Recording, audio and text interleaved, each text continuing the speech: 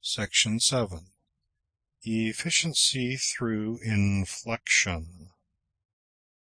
How soft the music of those village bells, falling at intervals upon the ear in cadence sweet, now dying all away, now pealing loud again and louder still, clear and sonorous as the gale comes on.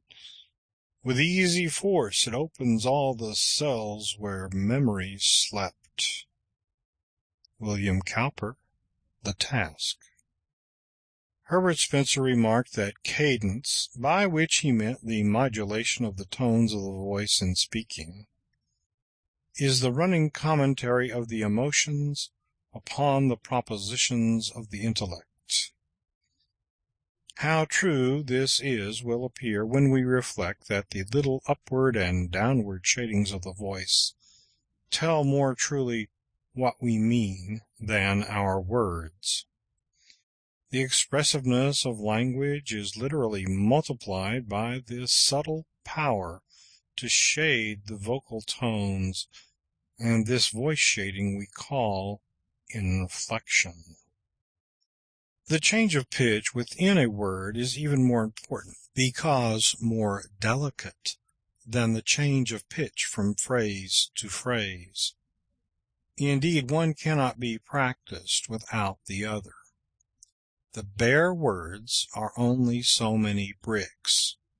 Inflection will make them a pavement, a garage, or a cathedral. It is the power of inflection to change the meaning of words that gave birth to the old saying, "It is not so much what you say as how you say it." Mrs. Jameson, the Shakespearean commentator, has given us a penetrating example of the effect of inflection. In her impersonation of the part of Lady Macbeth, Mrs. Siddons adopted successively 3 different intonations in giving the words, "We fail." At first, a quick, contemptuous interrogation, "We fail?" Afterwards, with the note of admiration, "We fail." An accent of indignant astonishment, laying the principal emphasis on the word we. We fail? Lastly, she fixed on what I am convinced is the true reading, "We fail," with the simple period, modulating the voice to a deep, low, resolute tone, which settles the issue at once, as though she had said, "If we fail, why, then we fail, and all is over." This most expressive element in our speech is the last to be mastered in attaining to naturalness in speaking a foreign language, and its correct use is the main element in a natural, flexible utterance of our native tongue. Without varied inflections, speech becomes wooden and monotonous. There are but 2 kinds of inflection, the rising and the falling. Yet these 2 may be so shaded or so combined that they are capable of producing as many varieties of modulation as may be illustrated by either 1 or 2 lines, straight or curved, thus: sharp rising, long rising, level, long falling, sharp rising and falling, sharp falling and rising, hesitating.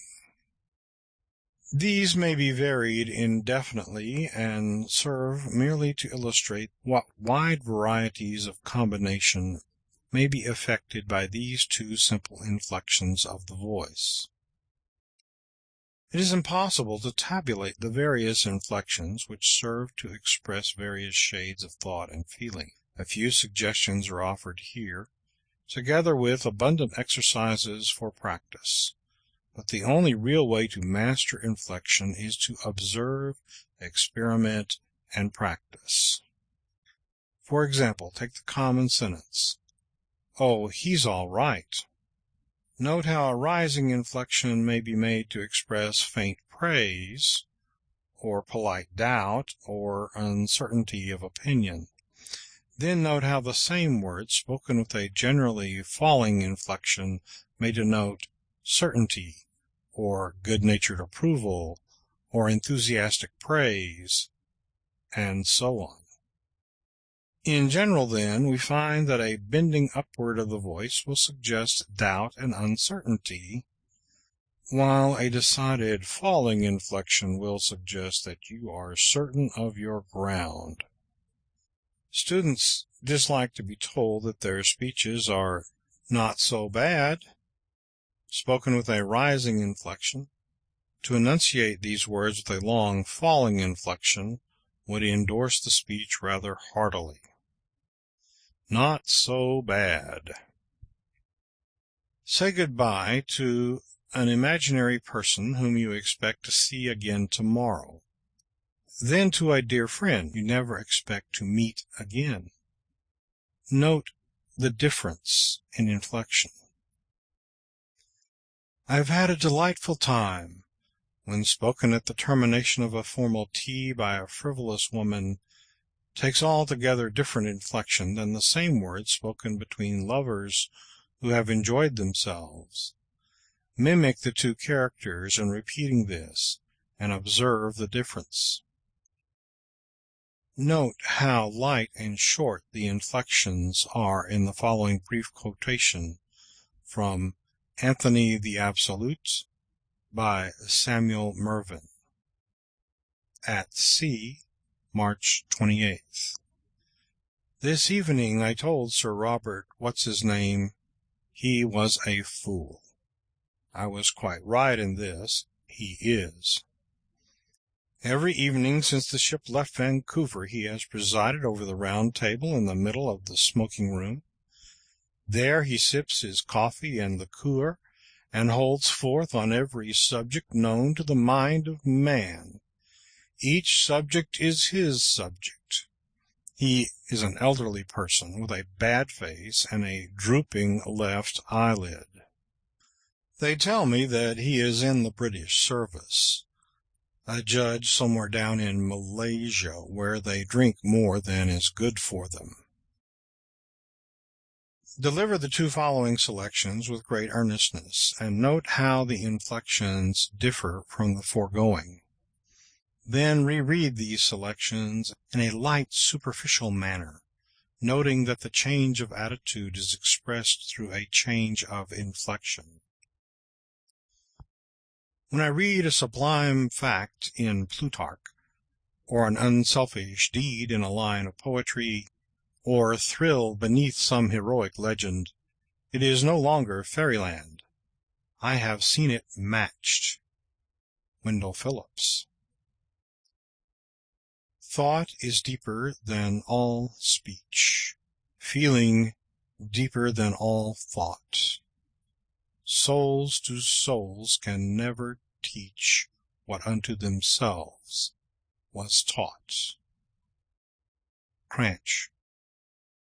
It must be made perfectly clear that inflection deals mostly in subtle, delicate shading within single words, and is not by any means accomplished by a general rise or fall in the voice in speaking a sentence.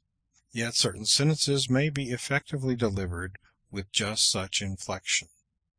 Try this sentence in several ways, making no modulation until you come to the last two syllables, as indicated. And yet I told him distinctly. And yet I told him distinctly. And yet I told him distinctly. Now try this sentence by inflecting the important words so as to bring out various shades of meaning. The first forms illustrated show change of pitch within a single word. The forms you will work out for yourself should show a number of such inflections throughout the sentence. One of the chief means of securing emphasis is to employ a long falling inflection on the emphatic words. That is, to let the voice fall to a lower pitch on an interior vowel sound in a word. Try it on the words every, eleemosynary, and destroy. Use long falling inflections on the italicized words in the following selection, noting their emphatic power. Are there any other words here that long falling inflections would help to make expressive? Address in the Dartmouth College case. This, sir, is my case. It is the case not merely of that humble institution. It is the case of every college in our land. It is more. It is the case of every eleemosynary institution throughout our country, of all those great charities founded by the piety of our ancestors to alleviate human misery and scatter blessings along the pathway of life. Sir, you may destroy this little institution. It is weak. It is in your hands. I know it is one of the lesser lights in the literary horizon of our country. You may put it out, but if you do, you must carry through your work. You must extinguish one after another all those great lights of science which for more than a century have thrown their radiance over our land. It is, sir, as I have said, a small college, and yet there are those who love it. Sir, I know not how others may feel, but as for myself, when I see my alma mater surrounded, like Caesar in the Senate House, by those who are reiterating stab after stab, I would not for this right hand have her turn to me and say, "And thou, too, my son?" Daniel Webster. Be careful not to over-inflect. Too much modulation produces an unpleasant effect of artificiality, like a mature matron trying to be kittenish. It is a short step between true expression and unintentional burlesque. Scrutinize your own tones. Take a single expression like, "Oh, no," or "Oh, I see," or "Indeed," and by patient self-examination see how many shades of meaning may be expressed by inflection. This sort of common-sense practice will do you more good than a book of rules. But don't forget to listen to your own voice. Questions and exercises. 1.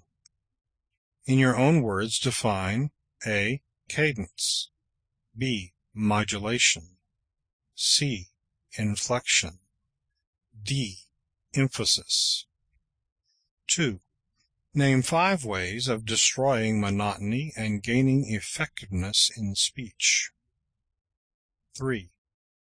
What states of mind does falling inflection signify? Make as full a list as you can. 4. Do the same for rising inflection. 5. How does the voice bend in expressing A. Surprise, B. Shame, C. Hate, D. Formality, E. Excitement. 6. Reread some sentence several times, and by using different inflections, change the meaning with each reading. 7. Note the inflections employed in some speech or conversation. Were they the best that could be used to bring out the meaning? Criticize and illustrate. 8. Render the following passages. Has the gentleman done? Has he completely done? And God said, Let there be light, and there was light. 9. Invent an indirect question and show how it would naturally be inflected. 10. Does a direct question always require a rising inflection? Illustrate. 11. Illustrate how the complete ending of an expression or of a speech is indicated by inflection. 12. Do the same for incompleteness of idea. 13. Illustrate A. Trembling. B. Hesitation. And C. Doubt by means of inflection. 14. Show how contrast may be expressed. 15. Try the effects of both rising and falling inflections on the italicized words in the following sentences. State your preference. Gentlemen, I am persuaded, nay, I am resolved to speak. It is sown a natural body. It is raised a spiritual body. Selections for practice.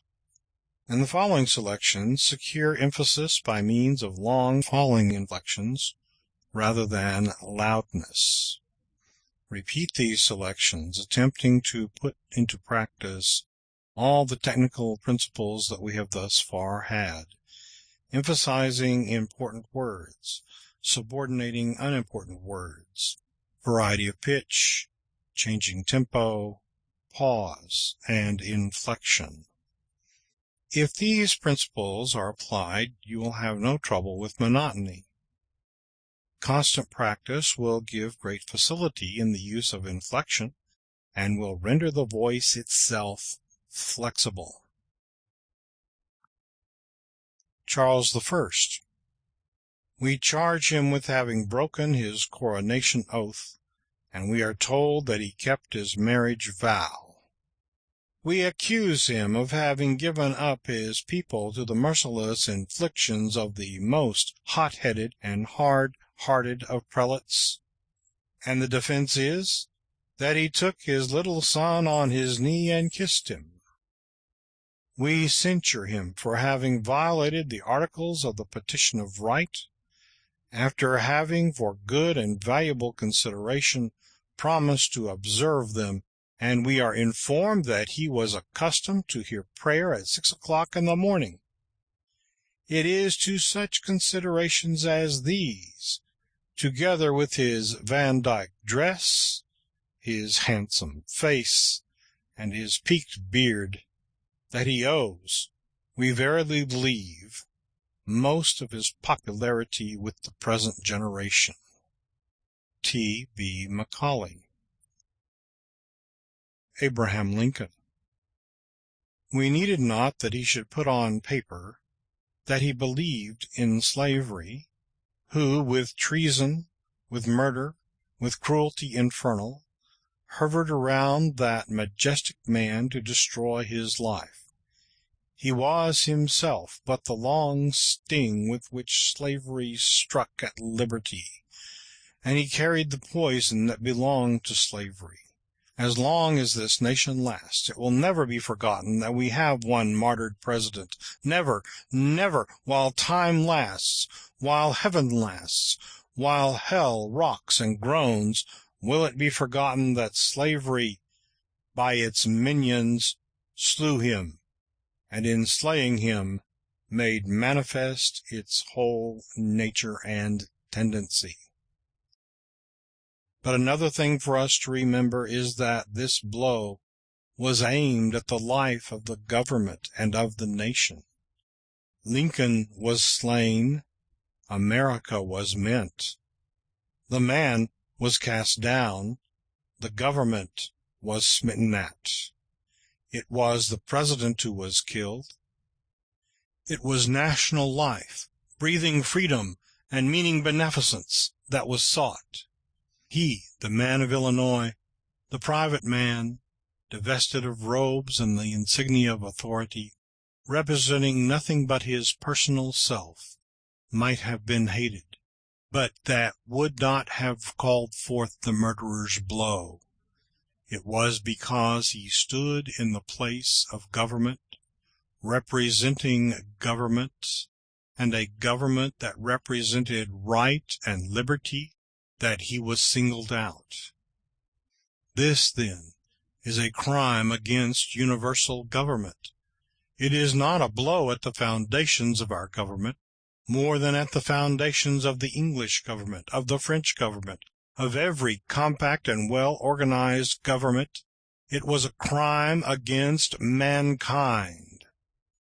The whole world will repudiate and stigmatize it as a deed without a shade of redeeming light.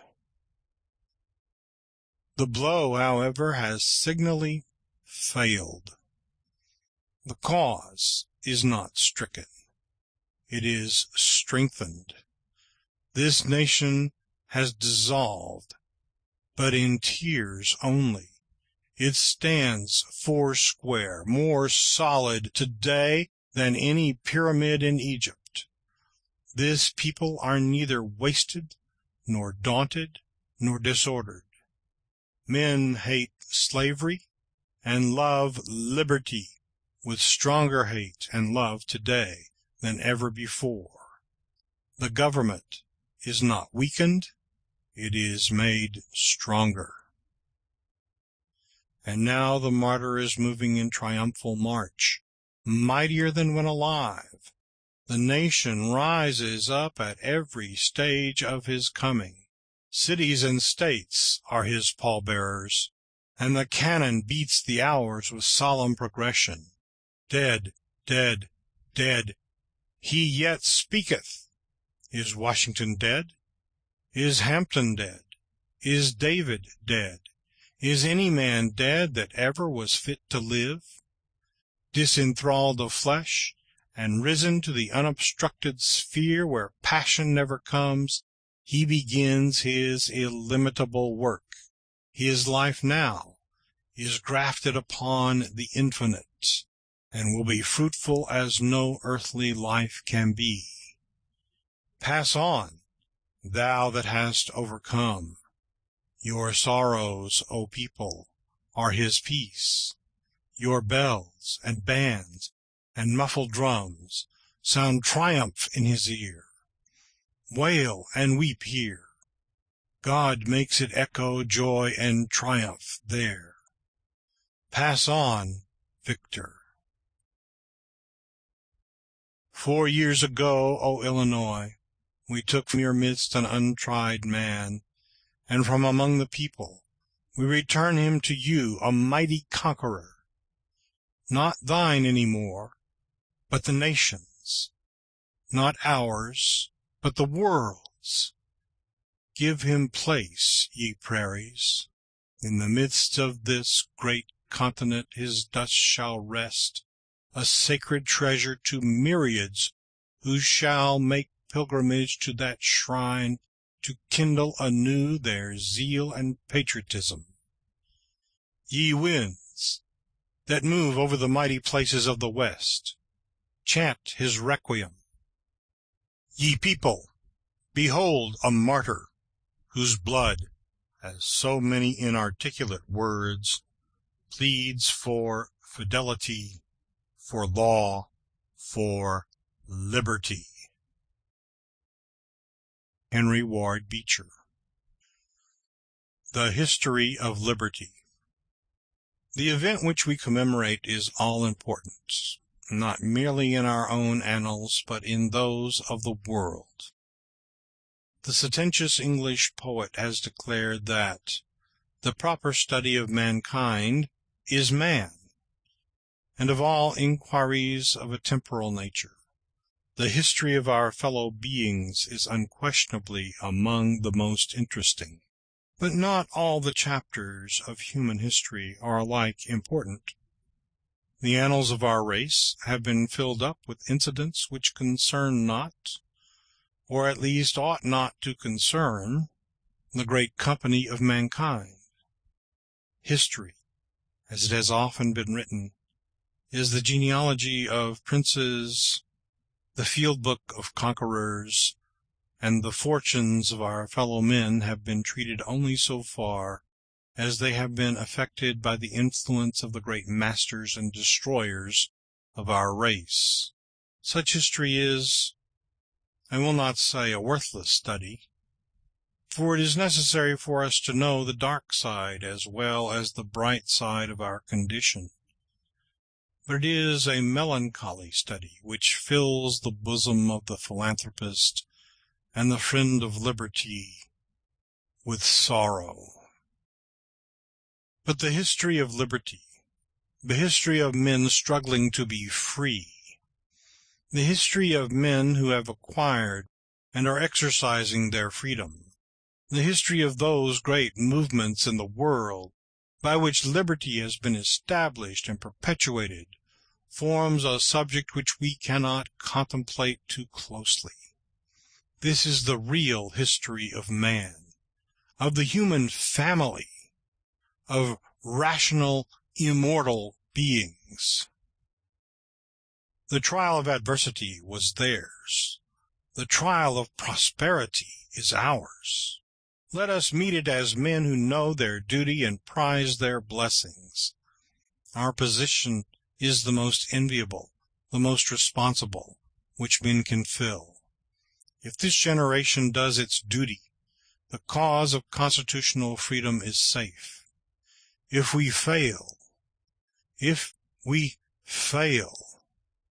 not only do we defraud our children of the inheritance which we received from our fathers, but we blast the hopes of the friends of liberty throughout our continent, throughout Europe, throughout the world, to the end of time. History is not without her examples of hard-fought fields, where the banner of liberty has floated triumphantly on the wildest storm of battle. She is without her examples of people by whom the dear-bought treasure has been wisely employed and safely handed down. The eyes of the world are turned for that example to us. Let us then, as we assemble on the birthday of the nation, as we gather upon the green turf, once wet with precious blood, let us devote ourselves to the sacred cause of constitutional liberty. Let us abjure the interests and passions which divide the great family of American freemen. Let the rage of party spirit sleep today. Let us resolve that our children shall have cause to bless the memory of their fathers, as we have cause to bless the memory of ours. Edward Everett. End of Section 7.